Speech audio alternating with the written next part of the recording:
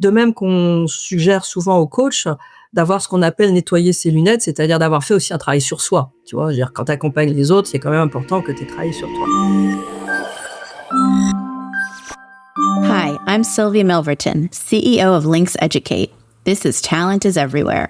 We're here to talk about how to keep talent and how to develop talent in order to build a strong business. We'll interview leaders to hear their best experiences of how they invested in people. Bonjour, aujourd'hui notre invitée c'est Denise Sin-Blimin qui est coach certifiée MCC par le ICF qui est le International Coaching Federation de France et aussi superviseur. Et également, elle est responsable pédagogique coaching d'une école de coaching qui s'appelle Activision Coaching Institute. Bienvenue. Merci Sylvie, très heureuse d'être avec toi aujourd'hui. Et cette semaine de la International Coaching Week, et donc ça tombe très bien notre intervention et notre discussion. Et ben voilà, je suis ravie effectivement d'intervenir dans le cadre de cette Coaching Week qui a lieu tous les ans, donc cette année du 8 au 12 mai. Avec beaucoup d'événements organisés de façon internationale par justement ICF, International Coaching Federation. Super. Et donc, en fait, peut-être on commence par le début, qui est peut-être un peu évident pour tout le monde, mais pas forcément évident. On parle beaucoup du coaching. Tout le monde peut se dire coach. On parle il y a plein de mots et plein de choses, mais quand même, il y a le ICF, c'est une fédération de coaching. Donc, toi, comment tu comprends? Qu'est-ce qu'est le coaching et un coach et quel est ton métier? Expliquez-nous quelle est cette différence. Ok, bah écoute, alors déjà peut-être puisque tu fais référence à ICF, donc ce qui est important, c'est, tu vois, on est quand même dans quelque chose qui est assez jeune. ICF festait 30 ans cette année, donc c'est quand même un grand événement et en même temps 30 ans dans un métier, c'est pas très ancien.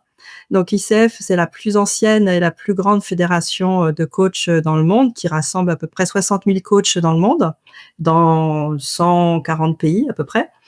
Et donc ce métier est un métier assez jeune, hein, qui souvent est ce qu'on appelle autorégulé, c'est-à-dire que finalement, comme tu le disais, tout le monde peut se dire coach. Et donc, il est important de pouvoir se référer, notamment quand tu es client, à des coachs qui sont vraiment formés, qui sont adhérents à des fédérations pour garantir une déontologie, un professionnalisme. Donc, quand on parle du coaching, on a tendance, en fait, ICF définit ça de façon assez large. Pour ICF, si tu veux, c'est un processus qui a lieu entre un coach donc et son client pour atteindre des objectifs qui seront définis au moment de la première rencontre et dont le but est souvent de maximiser le potentiel de la personne. Tu vois ? Et quand tu disais les différences, on a souvent tendance à dire qu'il y a une différence entre le conseil et le coaching. C'est que le conseil, on donne en fait des solutions, on fait des recommandations à son client. Alors qu'en coaching, en fait, on l'aide à trouver ses propres solutions. Et est-ce que c'est souvent axé plutôt sur le développement personnel ou professionnel, ou ça peut aussi, on peut être coaché sur une situation ou sur un problème stratégique, ou c'est plutôt le développement de la personne? Alors en fait, c'est un peu tout ça, hein, c'est-à-dire qu'il y a du coaching professionnel, donc qui intervient dans le cadre des organisations, des entreprises. Et là, on va être sur des sujets. Alors, ce sont souvent des managers qui sont accompagnés, mais pas seulement. On peut accompagner des équipes, on peut accompagner tout type de collaborateurs sur des thématiques qui peuvent être très spécifiques. Justement, toi, c'est des objectifs que c'est 6 à 10 séances et on va travailler sur, par exemple, une difficulté à prendre la parole en public, une difficulté, en fait, à gérer des conflits quand on est manager, une prise de poste de chef de projet ou de manager. Et puis, tu as aussi des coachs qui interviennent sur des sujets plus, on va dire, coaching de vie, difficultés relationnelles dans un couple, avec des enfants, avec les mêmes mécaniques, si tu veux, que le coaching, c'est-à-dire faire trouver leurs ressources et leurs solutions aux personnes. Et là, l'écueil à éviter, c'est de pas tomber dans la psychothérapie, parce que c'est un autre métier. Et le coach ne travaille pas sur le passé et sur réparer ou soigner, mais véritablement sur partir d'une situation qui pose problème et d'aller vers le futur pour essayer de trouver des options. Et ça, c'est intéressant. Et donc, par exemple, la différence avec la psychologie ou psychothérapie, ce serait, par exemple, pour le cas de prendre la parole en public. quelle serait la différence? Donc, au lieu de chercher pourquoi on a peur, ce serait plus de pratiquer comment faire, c'est ça? Alors c'est ouais, super question, merci, Sylvie, parce qu'en fait, tout sujet, on pourrait se dire, peut se traiter, dans différents espaces, tu vois? Prise de parole en public, quand on va le traiter en coaching, ça va être en fait, identifier ses blocages, en fait, tu vois? Et comprendre en fait, comment, les dépasser aujourd'hui, de façon à tester d'autres façons de faire. Moi, par exemple, j'ai coaché une personne qui avait vraiment, mais hyper peur de prendre la parole en public, à tel point qu'elle en était presque malade, en fait, la veille. Parce qu'en fait, quand j'ai travaillé avec elle, en lui disant: «Mais qu'est-ce qui se passe? Qu'est-ce que tu te dis? Comment ça se passe chez toi?» Elle me disait: «Mais en fait, moi, j'ai tellement peur que si je dis une bêtise, on va me trouver incompétent. J'ai l'impression que les gens qui sont là, je les vois comme des monstres qui vont me manger». Ah évidemment, si elle les voit comme des monstres qui vont me manger, on va pas prendre la parole. Donc on a travaillé sur: «Mais t'es sûr, les gens dans une salle, ils sont là pour te manger?» «Non, pas vraiment, ils vont vraiment se» et donc on a un petit peu, tu vois, détricoté le film qu'elle se faisait. Si on va du côté psychologue, en fait, on va plutôt regarder ce qui a pu se passer de traumatisant comme événement dans le passé, qui fait qu'aujourd'hui la personne est bloquée. Et donc on va essayer de réparer les traumas passés. Voilà, hein. C'est souvent la frontière que l'on fait entre ces 2 espaces. Et c'est possible d'être coaché et trouver, par exemple, dans cet exemple, on arrive à prendre la parole même si on a laissé, on va dire, les monstres ou les peurs ou le traumatisme du passé? Alors ça dépend. Il n'y a pas de solution unique, il n'y a pas de situation unique. Il peut se faire que la personne, en fait, en travaillant en coaching, découvre qu'il y a quelque chose du passé qui la gêne suffisamment pour qu'elle décide d'aller faire un travail en plus ou en parallèle avec un psychologue. Et du coup, il nous arrive d'accompagner en coaching sur des problématiques souvent, tu vois, professionnelles, opérationnelles, des gens qui vont aussi travailler en psychothérapie et le sujet de façon plus profonde.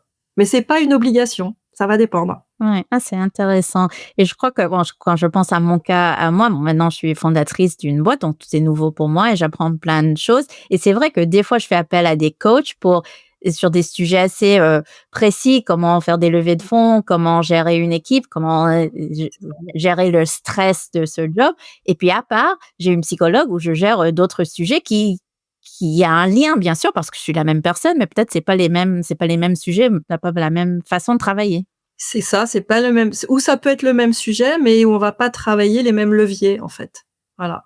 Ouais. Et comment est-ce que tout ça donc on a parlé aussi de supervision qui est encore un troisième chantier, donc quelle est cette, différence encore? Alors là, la supervision, on rentre dans un autre cadre, qui est qu'en fait la supervision on travaille sur son identité professionnelle, son positionnement, quand on est un professionnel qui accompagnant des individus, des équipes ou des organisations. C'est-à-dire que clairement la supervision s'adresse en fait à des psychologues, à des coachs, à des travailleurs, médico-sociaux pour travailler justement sur, bah, ce qui se passe pour eux dans la relation d'accompagnement. Si tu veux, quand tu accompagnes des personnes, des fois, tu prends aussi sur toi des choses qui sont très émotionnelles, des difficultés que sont rencontrées par les personnes. Tu vois, par exemple, les travailleurs médico-sociaux qui, sont confrontés à la souffrance, des patients qu'ils accompagnent, à la mort, à des choses comme ça. Il leur faut des espaces pour se un peu se nettoyer, prendre du recul sur tout ça parce que sinon ils prennent tout sur eux, ils arrivent chez eux, ils sont, tu vois, complètement débordés par tout ça et du coup, ça s'adresse aussi aux coachs, c'est l'espace où tu vas venir dire: «Bah, voilà, en tant que coach, avec mon client, ça il y a un truc qui se passe de façon compliquée pour moi, ça me met en colère, il m'a raconté des choses, ça m'a touchée, j'ai eu l'impression de revivre quelque chose qui me concernait. Où est-ce qu'on va poser ça?» Et ben justement, avec un superviseur pour pouvoir se nettoyer, se réaligner et revenir en fait auprès de son client un petit peu ouvert et complètement, neutre par rapport à tout ce qu'il vit, tu vois? Et est-ce que tous les coachs, tu penses, suivent, une supervision comme ça? Parce que je peux imaginer que souvent on s'oublie soi-même, en fait ça. tous, non? On oublie de se gérer soi-même. Alors c'est ça aussi, c'est assez pertinent, parce qu'en fait, si tu veux, tout coach professionnel qui fait ce métier avec une exigence et un professionnalisme, se doit d'être supervisé. Je dirais pas que c'est une obligation qui est inscrite effectivement dans les codes de déontologie, mais c'est une forte invitation, recommandation.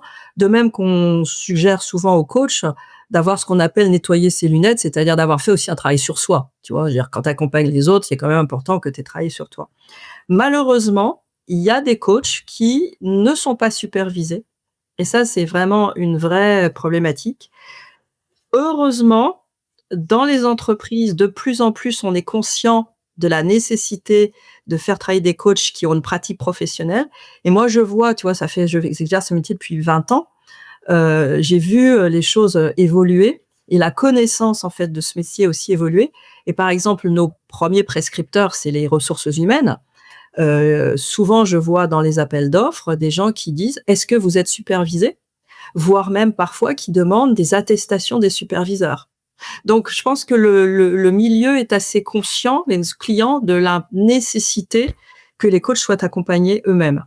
Et parlant des RH, je suppose que il y a beaucoup de RH qui écoutent ce podcast et qui s'intéressent beaucoup à ce sujet. Donc, je suppose qu'il y a peut-être dans le métier de RH, il y a déjà cette partie de coaching. Est-ce qu'il y en a beaucoup qui sont formés aussi en tant que coach, ou c'est peut-être une évolution de carrière qu'on trouve souvent chez les RH? Alors, il y a, différentes, étapes, on va dire. Moi, ce que j'observe, donc tu as cité que j'étais responsable pédagogique, hein, d'une école de coaching. Donc, dans les personnes que nous formons, il y a une forte proportion de personnes des ressources humaines. Pas que, bien sûr, hein, heureusement.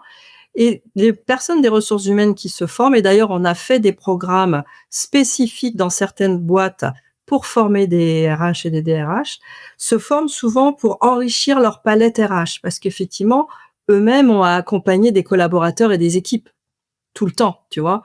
Donc cette posture qui est de pas toujours donner la solution, mais d'inviter la personne à se connecter à ses propres ressources est intéressante pour eux. Et puis parmi eux, il y en a un certain nombre qui soit, adorent et finissent par dire: «Mais moi, c'est ce métier que je veux faire», soit en deuxième partie de carrière deviennent également coach, tu vois? Donc on a effectivement parmi les gens qui sont coachs aujourd'hui, un certain nombre d'entre eux qui ont une première carrière, dans les ressources humaines. Mmh. Et je suppose que, vous travaillez, de très proche, avec les DRH. Donc quels sont, je sais pas, des exemples qui arrivent en entreprise où on est cherché, pour, accompagner des collaborateurs, qui sont, je sais pas, peut-être différents, ou des moments où un coach est pertinent? Alors, là, tu veux dire quand les DRH demandent à des coachings pour des collaborateurs, pas forcément pour eux, en Ouais, fait, ouais, oui, pour les pour des collaborateurs. Alors, bah, des sujets comme je t'avais déjà indiqué, moi, ce que je vois, c'est que de plus en plus, si tu veux, c'est assez rigolo l'évolution de ce métier. Et d'ailleurs, ceux qui sont coachs et puis peut-être qui entendent ce podcast, et c'est certains qui sont peut-être assez seniors pour s'en rappeler, il y a un certain nombre d'années, on va dire plus de 10 ans, c'était pas bon signe d'être coaché. Parce que en fait, on associait le coaching à la personne qui est coachée a un problème. Donc, si on lui donne un coaching, c'est vraiment pour, dernière ressource, dernière, option. Si ça marche pas, en gros, il va prendre la porte. Donc, les gens le disaient pas trop. Et puis, heureusement, en fait, on est beaucoup plus maintenant dans l'effet booster du coaching, et de plus en plus, les services, RH, formation utilisent le coaching pour justement booster en fait, une prise de poste, par exemple, tu vois, pour aider des gens à réussir dans des nouveaux projets, des nouveaux défis. Et ça devient presque, et j'ai des clients, des entreprises où les gens se bagarreraient presque pour être coachés, tu vois? C'est-à-dire, ça devient un peu un signe de distinction, de reconnaissance de l'entreprise. Tu as la voiture de fonction et tu as le coaching avec, quoi. Ah, c'est intéressant. Je me demande pourquoi ce changement. Peut-être, oui, maintenant on voit des athlètes, ou on voit, je sais pas, dans la presse, les gens qui sont high performing, et donc peut-être c'est ça qu'on cherche. Alors, je pense aussi que si tu veux, puisqu'on revient à ICF, puisque moi, c'est quand même ma fédération, ICF a fait beaucoup d'enquêtes qui sont mandatées régulièrement par Pricewaterhouse Cooper et qui en fait demandent aux entreprises comment vous utilisez le coaching, quel est le ROI, à quoi ça vous sert, etc. Et donc de plus en plus, on a quand même des indicateurs, des marqueurs qui montrent qu'en fait, le coaching, ça marche, c'est un booster pour les personnes, c'est un booster de performance. Il y a ça. Et puis aussi, tu parlais tout à l'heure de développement. Tu sais, la jeune génération, en fait, est très avide de ce que l'entreprise fait pour son développement. Attend de l'entreprise que l'entreprise les développe. Et donc, le coaching est un des outils qui le permet, tu vois. La formation et aussi le coaching. Qu'est-ce que vous pensez? Parce que souvent, on pense du coaching vraiment pour des gens seniors ou oui, prise de poste ou pour des managers. Mais comment est-ce que ça peut marcher aussi pour les personnes plus en début de carrière ou qui sont, je sais même pas comment on dit ça en français, les individual contributors qui essayent de chercher autre chose. Comment est-ce que le coaching peut marcher pour eux? En fait, si tu veux, le coaching, ça marche pour tout le monde. Ce qui se passe surtout, c'est comment il faut définir un objectif, c'est-à-dire qu'est-ce que tu veux améliorer, ce sur quoi tu veux progresser. Donc, quelqu'un qui arrive dans une fonction ou qui arrive dans une entreprise, ça peut être aussi lui permettre assez rapidement de trouver sa place. C'est-à-dire de comprendre effectivement quelle est sa place et quelle est sa contribution possible.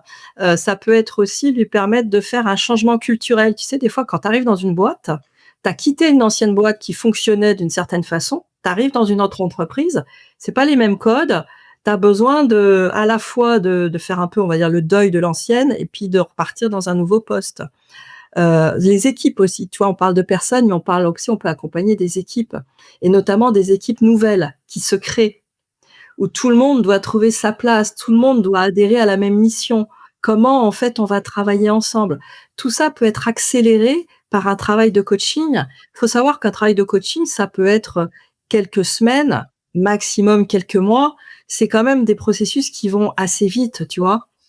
D'accord et donc c'est pas c'est quelque chose d'assez concret et donc comment est-ce que ça marche, par exemple, le coaching en groupe, en équipe? Disons que c'est quelque chose de 6 semaines, ce sont des sessions, tout le monde est ensemble, disons si c'est 5-6 personnes, ils sont autour d'une table, il y a des comment est-ce que ça se passe? Alors, ça va dépendre, hein, des pratiques des uns et des autres, hein, mais en fait, autour d'une table ou pas d'une table, mais en tout cas ensemble, ça c'est important. Le manager et ses collaborateurs avec un coach, avec aussi des objectifs qui ont définis, qu'est-ce qu'on veut atteindre en fait.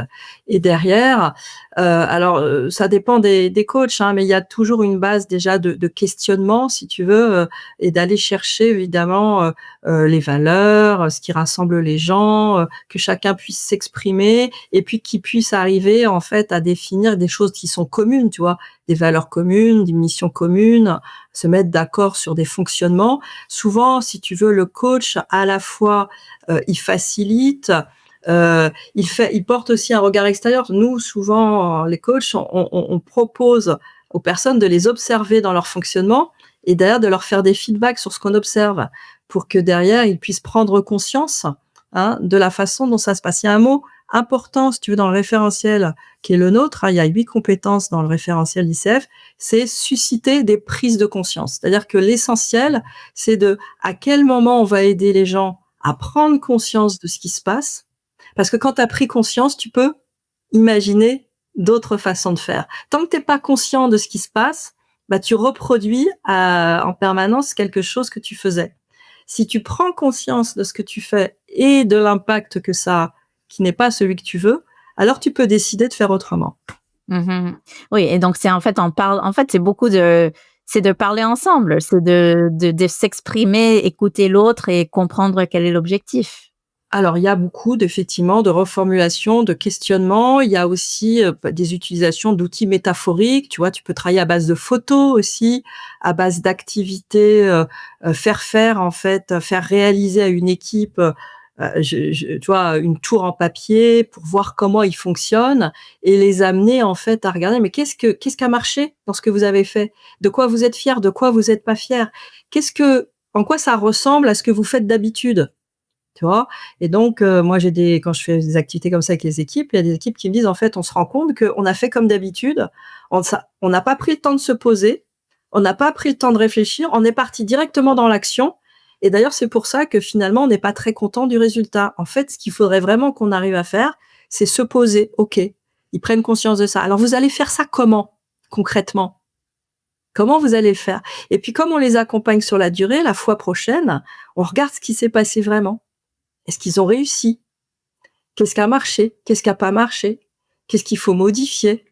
Tu vois, c'est un processus comme ça qui se met en place parce que le changement, il suffit pas d'avoir pris conscience. Les bonnes habitudes, il faut aussi les ancrer dans le temps, tu vois? En même temps. Et donc, pour revenir à l'ICF, et donc je suppose qu'il y a tout je sais pas, une méthodologie ou un toolkit de ressources que les coachs peuvent utiliser ou sourcer pour.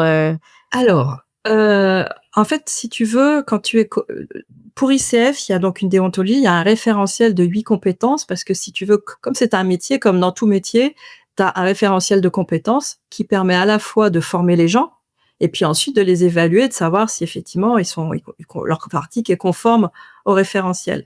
Donc, dans les compétences, tu as effectivement l'écoute active, tu as, suscité des prises de conscience, tu as la présence, tu as créé un climat de confiance et de sécurité et cetera. Ça, c'était, on va dire, la colonne vertébrale, le squelette. Après, dans les écoles de formation, il y a différentes, on va dire, obédiences, différentes écoles. Et donc, à partir de ce référentiel, chacun, en fait, ajoute des outils qui sont issus de l'analyse systémique, de la sociologie des organisations, de l'analyse transactionnelle, de la PNL. En fait, on vient aussi s'inspirer, tu vois, d'autres, comment dirais-je, d'autres disciplines qui permettent de travailler sur l'accompagnement. Et ça, c'est un peu propre à chaque école, tu vois? Et si quelqu'un cherche un coach, quel est ton avis d'interviewer 2 ou 3, chercher leur façon de faire? Quelle est la Oui, alors tout à fait. Moi déjà, j'ai une recommandation forcément, hein, je vais prêcher pour ma paroisse, c'est d'aller, ICF en fait, que ça soit donc au niveau monde et après dans chacun des pays, met à disposition, du public un annuaire de coachs en fait qui sont adhérents à ICF et qui sont formés en fait, puisque pour adhérer à ICF, il faut être formé au coaching. Si tu es pas formé au coaching, tu peux pas adhérer, tu vois? Tu dois donner ton diplôme et cetera. Donc c'est déjà regarder un peu, tu vois, au niveau des profils de ces coachs et oui, d'aller en rencontrer 2 ou 3 parce que au-delà de la bonne formation et du parcours, du background aussi de la personne, parce qu'en fait certains ont été managers avant, d'autres viennent du monde du théâtre, du monde du juridique, bon ça peut dépendre, tu vois? Et puis il y a aussi le fit. Quand même, c'est un métier, enfin, tu vois, c'est un contact, c'est de l'interpersonnel, c'est un peu comme, un psy, voilà, ou un médecin, tu en rencontres 1 ou 2, puis tu te dis: «Bah, celui-là, il me correspond, je me sens bien avec lui, quoi». et si quelqu'un voudrait devenir coach, quelle serait, ta recommandation? Bah, là, toujours pareil, hein, c'est d'abord parce que là aussi, il y a beaucoup de coachs et des gens qui se disent coach. Il y a aussi beaucoup d'écoles qui font beaucoup de choses, plus ou moins, professionnelles, on va dire et surtout plus ou moins longues. Tu vois, des fois, tu vois des coachs, des formations devenir coach en 3 jours. Bon, ça, tu ne deviens pas coach en 3 jours, hein, c'est une formation longue quand même, le coaching de plusieurs mois.